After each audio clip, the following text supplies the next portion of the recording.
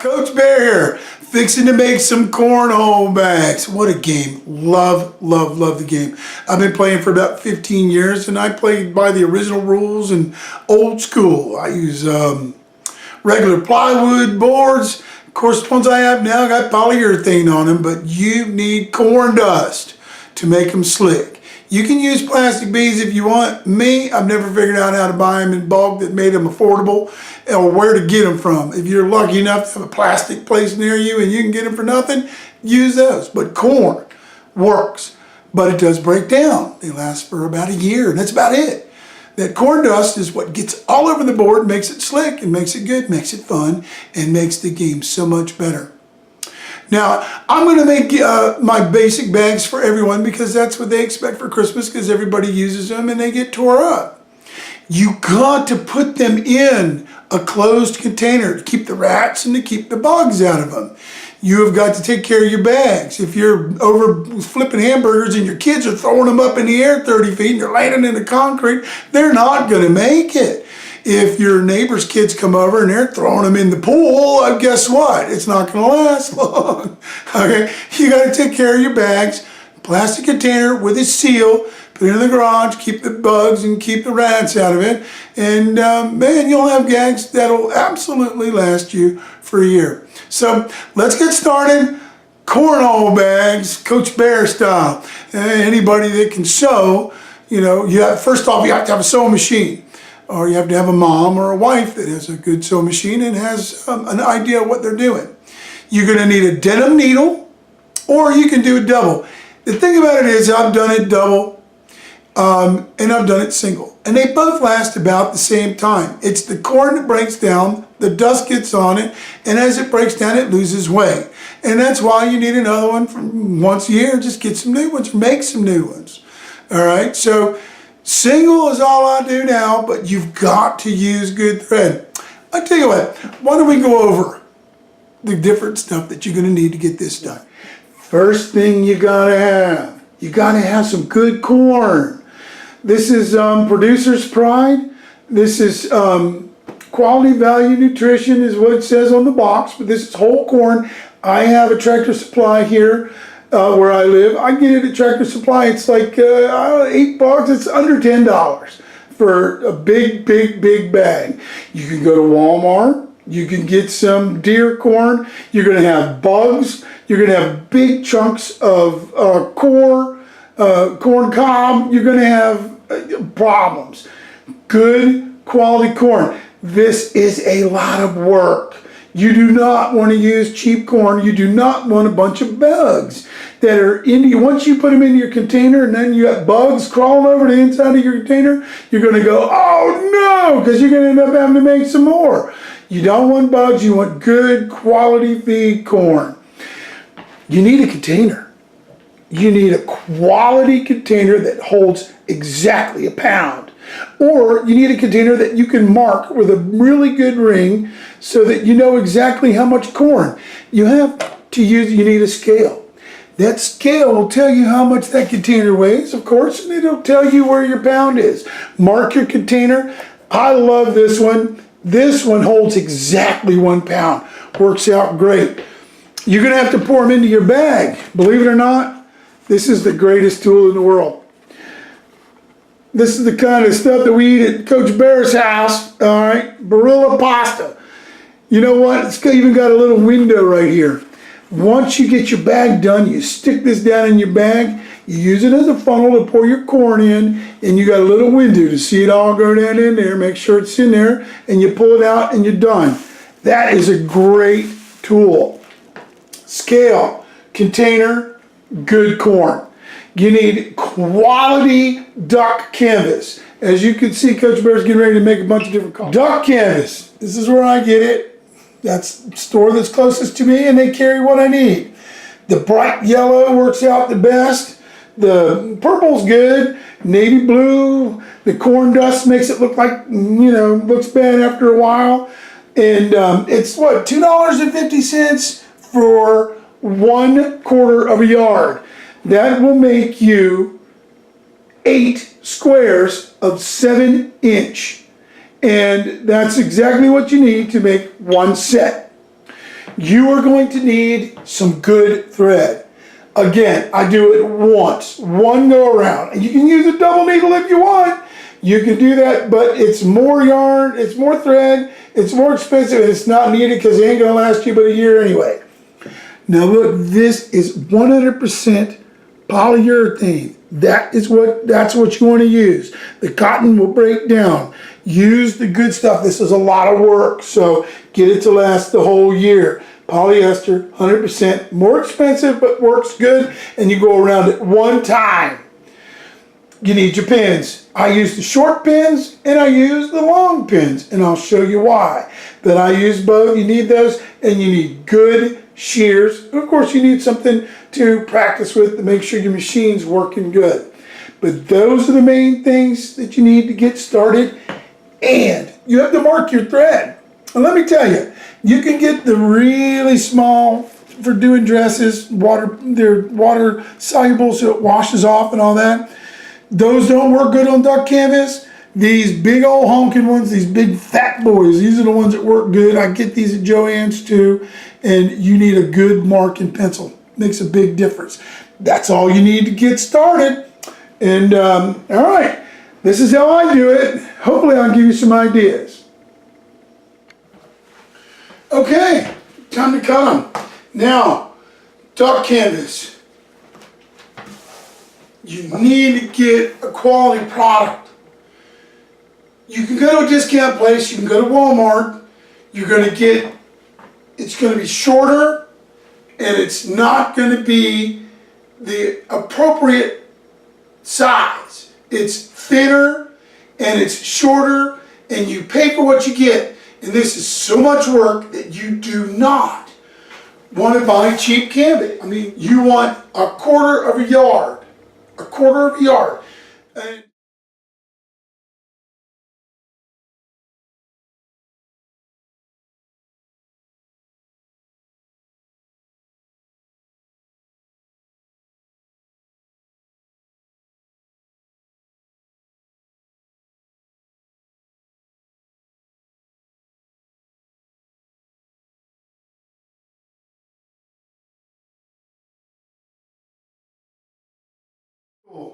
now, you do not want to overdo this. I used to put, started out putting 6 pins around here. You gotta have pins because it will move. This is where you want to use the big pins.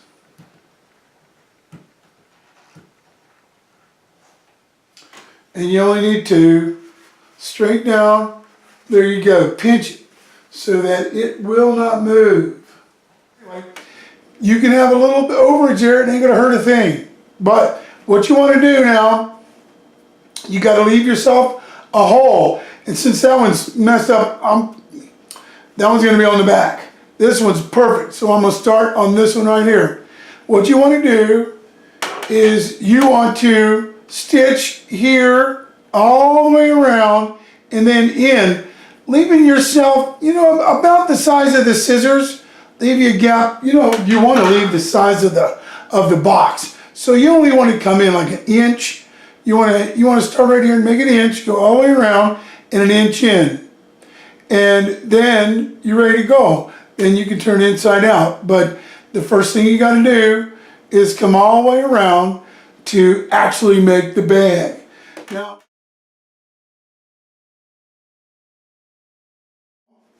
and you got a perfect bag. Check your seams, make sure you check both sides.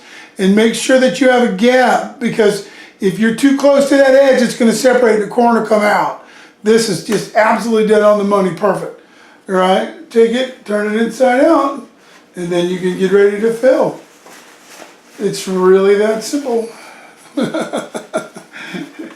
And if you know how to sew, you know that there's nothing simple when it comes to sewing. This is a lot of work, guys, but it's doable, and once you get used to it, it's not so bad. But you want to punch each corner, get it out with your finger. I mean, you don't need a utensil or anything like that, just use your finger. It's not that big of a deal, but get your corners pushed out really good, and that also checks your seams to make sure there's nothing loose by putting some pressure on the corner just like that. Pop it tight, pop it tight, and you now have your bag. You have a purple and gray, and that looks good. So, after I get all these done, we'll fill it up, we'll fold it down, and then we will stitch across here, and your bag is complete. That's how you do it right there, ladies and gentlemen.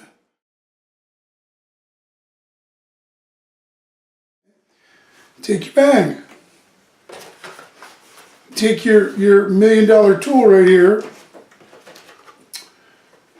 and put your linguine or spaghetti box down in here.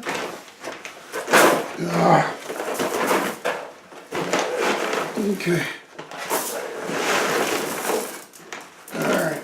This container right here, again, is exactly 1 pound. Alright, keep it over. You're not going to lose enough to make a difference. You might lose a couple off to the side. Yeah, 1 or 2 goes. But 90% of it, 99% of it is going to go right in. Okay. And then you even got your window right there on your corner. And shoot it right down inside. And there you go. Boom, boom, boom, boom, boom, boom, boom, boom. Settle it down. Alright, now, once you get it settled down, bend that over, bend this over, and this is weird, but that's what I do. I take my mouth and flatten it. Alright, pinch it good. And this is where you use the little pins. And again, 2 pins. 1. And make sure you got, again, a good crimp.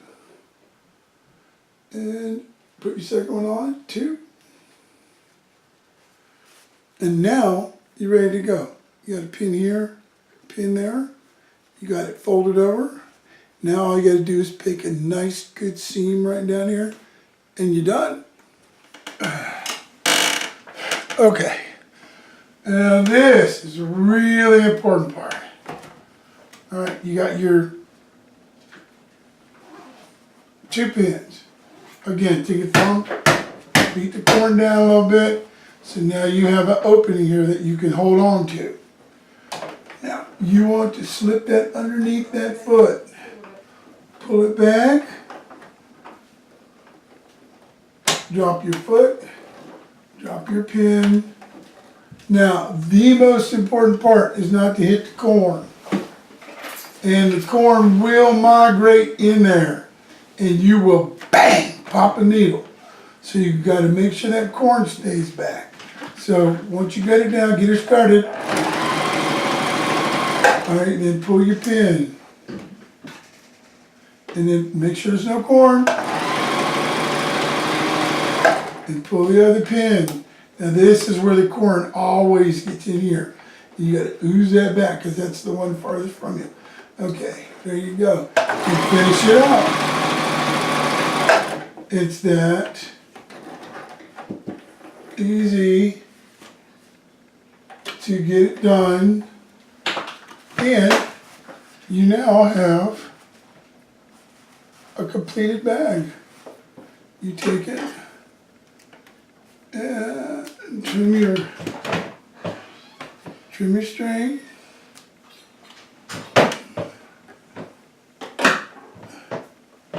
And you now have a completed, awesome cornhole bag. Absolutely perfect, 1 pound. It's between 6 and a half, 6 and 6.25 and 6.5 wide, all the way around, and you have a dynamite seam right there that will never leak. And you checked all your seams before, and you got you a good bag right there. Done deal, baby. And that's how it's done. I'll show you one more time. Okay, take your bag. You got 2 pins in it. Get that corn down, pull it tight. All right. Slip it up underneath there. Drop it. Drop your needle, make sure no corn. Ooh, I went too far. You don't want to hit the pin either. It'll break your... All right, make sure there's no corn. All right, see, I pulled the pin out as it was coming to me. And now this is where the big one, you make sure no corn, get that corn back. Right out, boom. Hit that, lift your needle.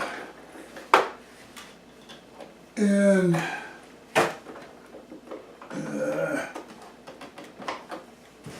you are done. Another absolutely perfect, dead on the money seam. Trim your access off. And you are in business. That is a well-made cornhole bag that will last you an entire year until next Christmas. And these are Miami Gator colors. And I don't know who's going to get those because I made my own. I made some for myself just the other day. So anyway, that's how it's done. I can show you one more time. Again, once you get that corn in there, once you get that corn inside, you will take that, flip it down, okay, and flip this one down and make it the same width as what you already did it. And pinch that really good and tight. Boom. And then put your pin here, put a pin here, and then after you get the corn in, you run it right across there. And it puts that seam together perfect, and you are good to go. That's how it's done. Cornhole.